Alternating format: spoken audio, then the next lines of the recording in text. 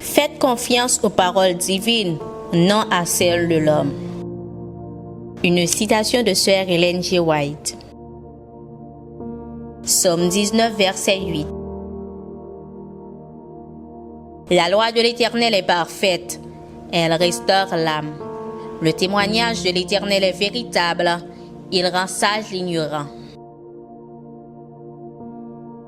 La loi de Dieu est la transcription de son caractère.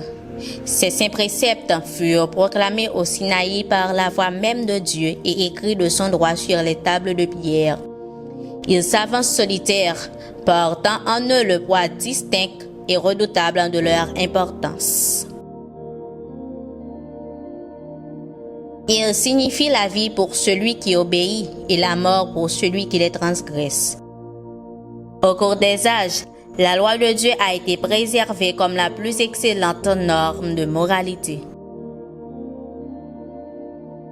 Ni les inventions de la science, ni l'imagination des esprits fertiles n'ont pu découvrir un seul devoir essentiel que ce code ne couvrirait pas.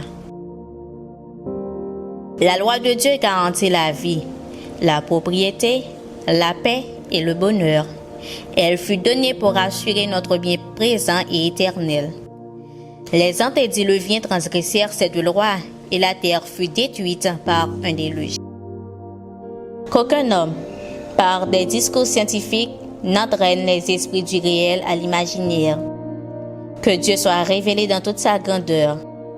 Dieu cherche des hommes qui, au sein de l'adoration offerte à la nature, se tourneront de la nature vers le Dieu de la nature.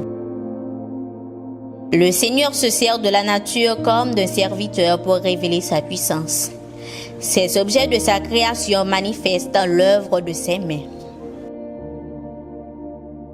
De tout ce que Dieu a créé, l'homme, le couronnement de sa création, a été l'être qui l'a le plus déshonoré.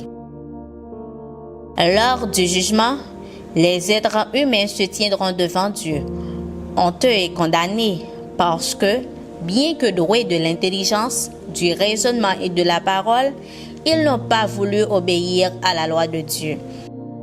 Levez vos yeux en haut, page 286, paragraphe 1 à 5.